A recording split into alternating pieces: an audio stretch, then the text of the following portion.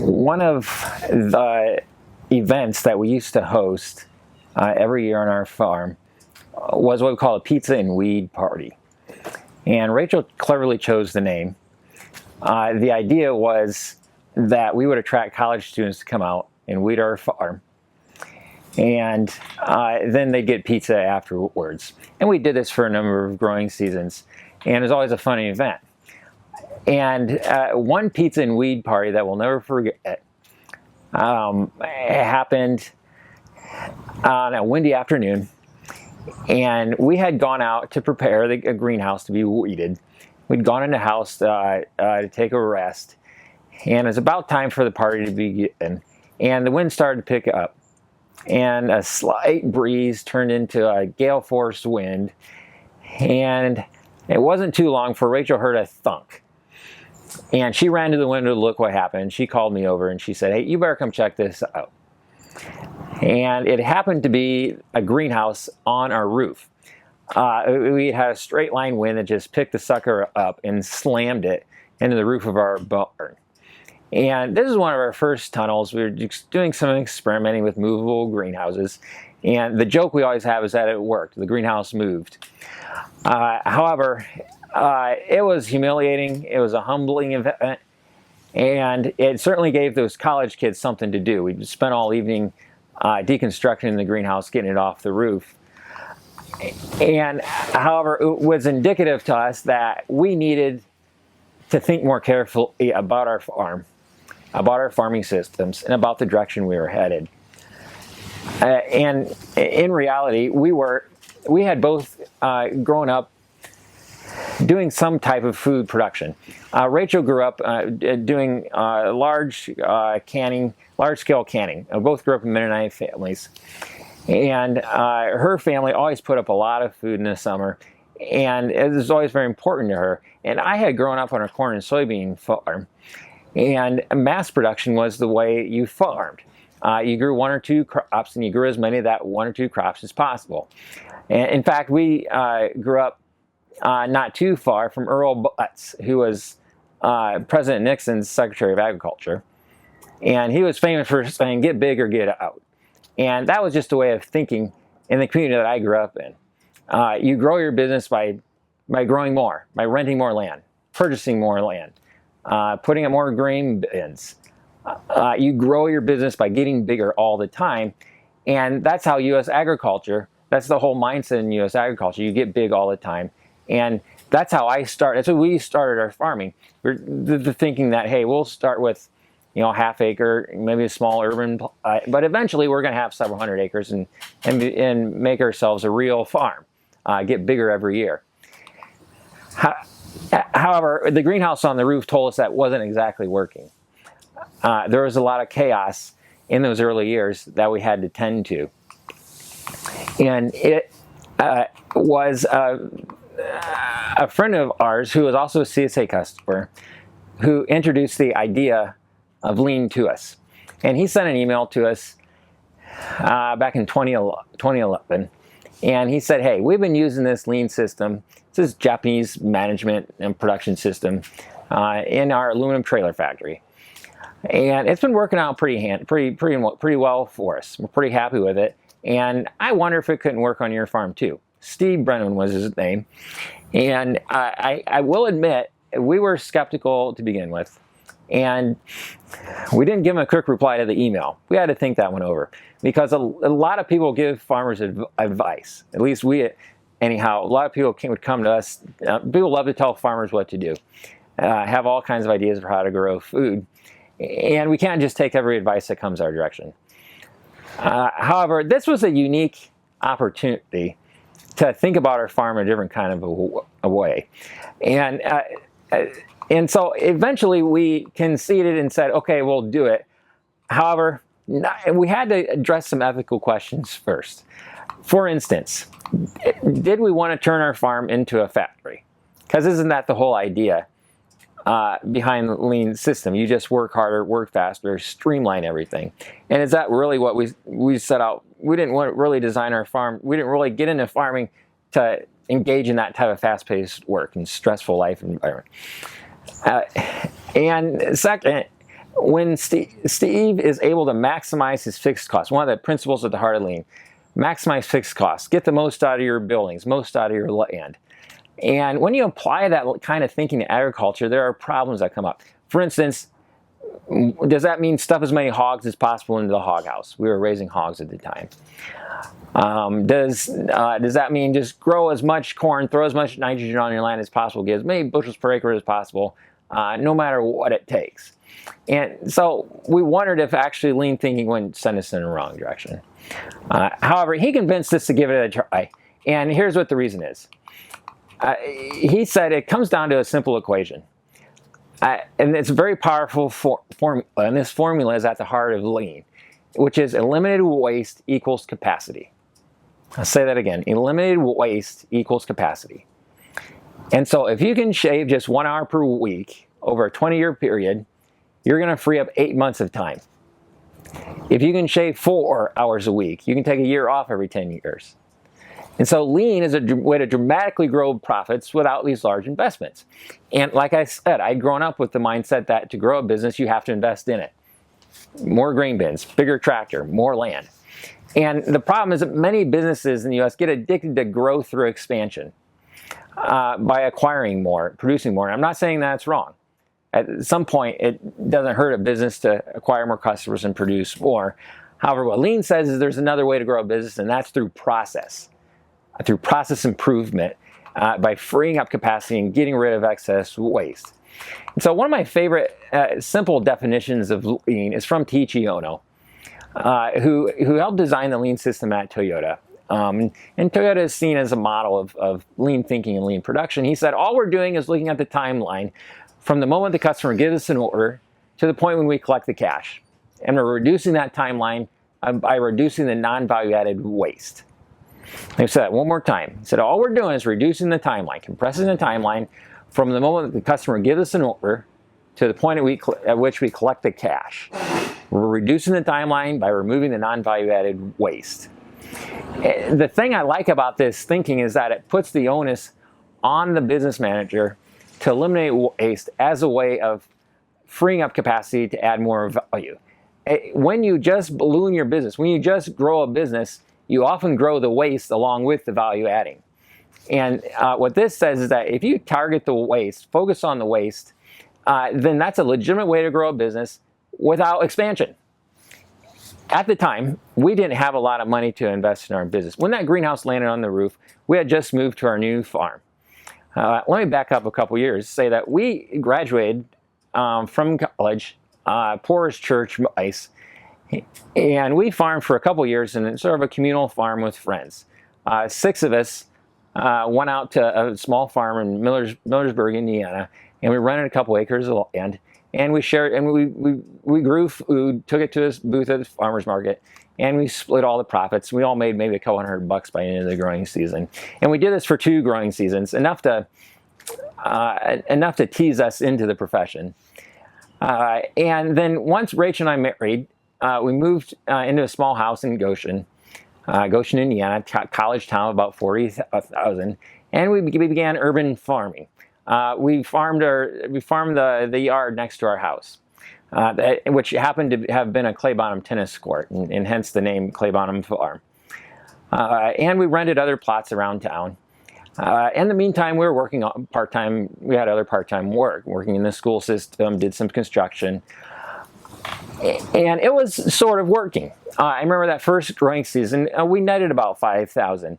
And we wondered, hey, what if we weren't doing this other part-time work? And what if we just focused on farming? And what if we maybe picked up a few restaurant accounts, expanded and started a CSA business? And so we grew our business incrementally. Every year attracted a few more CSA customers and grew our table at the farmer's market and picked up 1 or 2 more restaurant accounts, to the point at which it was becoming burdensome to be a micro-urban farm. We wanted to invest in things like greenhouses, irrigation systems, and it was becoming difficult to do that on land we were renting. And so we shopped around and found a 5-acre Amish dairy farm about 10 miles outside of Goshen. And we sold our house, our townhouse, and put all of our investment into that farm, all of our time and money and energy. That first couple growing seasons, we really put our full selves into that farm. And it was working. We were making money. We were making a meager living. And we were totally wearing ourselves out in the process. We did not have smooth process. We simply wanted to push as much food off the farm as we could. And we didn't think carefully about our process, about our growing systems, about how much energy it would take, about smooth flow principles, Hijunka principles, and we just didn't have a lean mindset going into it. We just wanted to grow as quickly as possible, as fast as possible. Anyhow, that's how the greenhouse ended up on the roof. We were just, it's too chaotic. We were growing too quickly. And so around that time, Steve came to us and said, hey, I might have a better way, another way that you all could grow your business. And what if you tried some of these lean things, some of these lean concepts? And so he gave us 4 concepts that we began using. And these 4 concepts are really at the heart of how Toyota turned themselves into the world's #1 automobile manufacturer.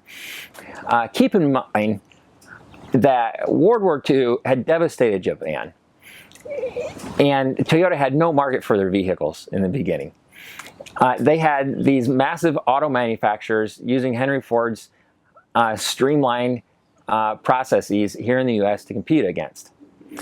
And yet they said, we're going to catch the U.S. in terms of productivity of their workers. We're going to try to do it within 3 years. And it didn't take them too long to surpass their competition.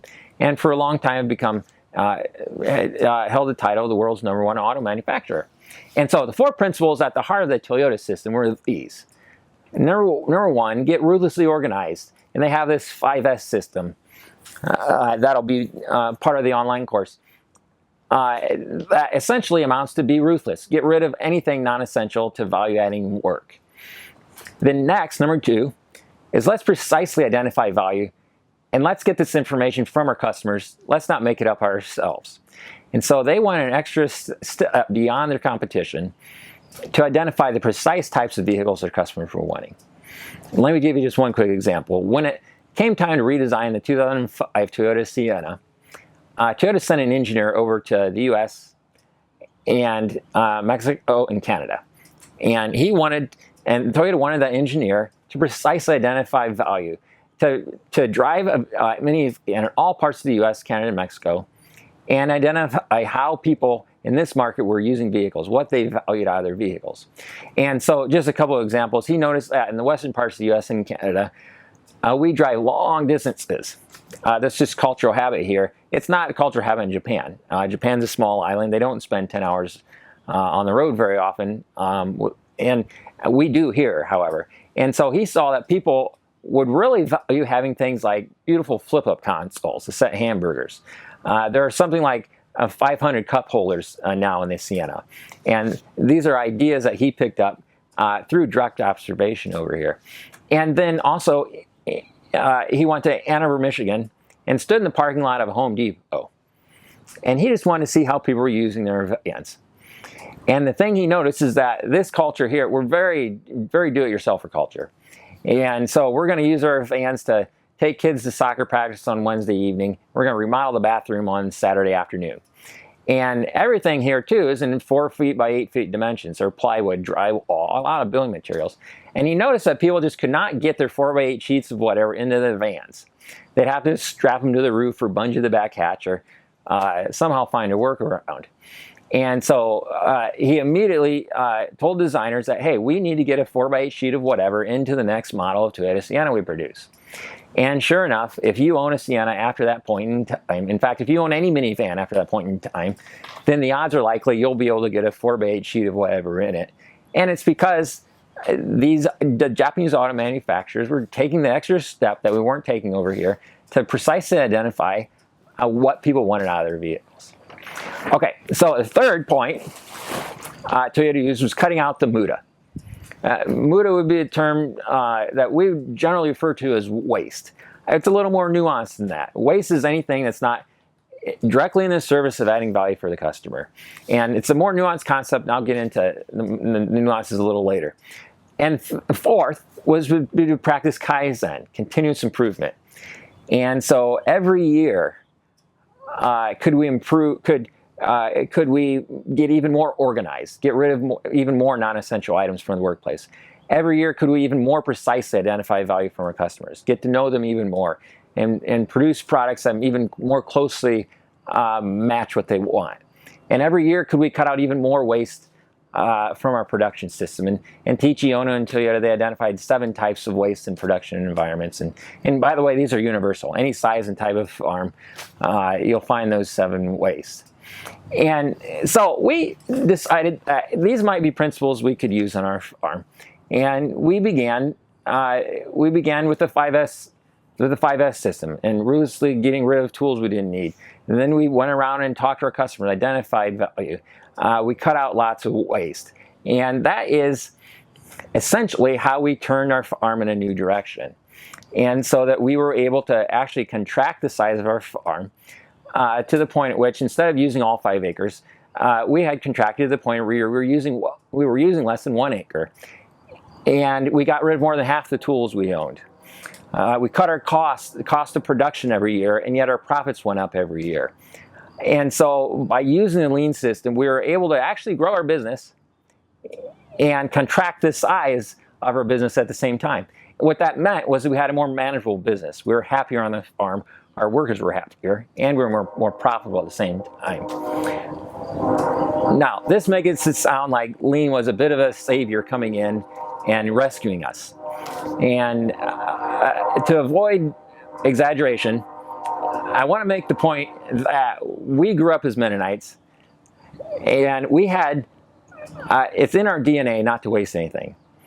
And I think it's in the DNA of all of us, somewhere deep inside all of us. We don't want to be throwing away so many things. And we don't want to be wasting our time. We know what we value, we know where we want our time to be spent. However, it's so hard to identify value. You have to be intentional, and you have to be extra intentional about identifying MUDA and quitting doing the MUDA and focusing on what adds value to your life and to your business and your customers. And so to make that point, here's the first. These are the first pair of pants, farm pants that I used, and you'll note that by this point there are more patches than pants on here. And Rachel is, among many things, a wonderful seamstress, and it seemed like on a monthly basis I would turn these pants into her and say, "Hey, patch them up, patch these guys up again." To the point where I feel so nostalgic toward these pants that I no longer wear them. They're sort of a museum piece in our house. And they're in the category of MUDA. They don't directly add value for our customers.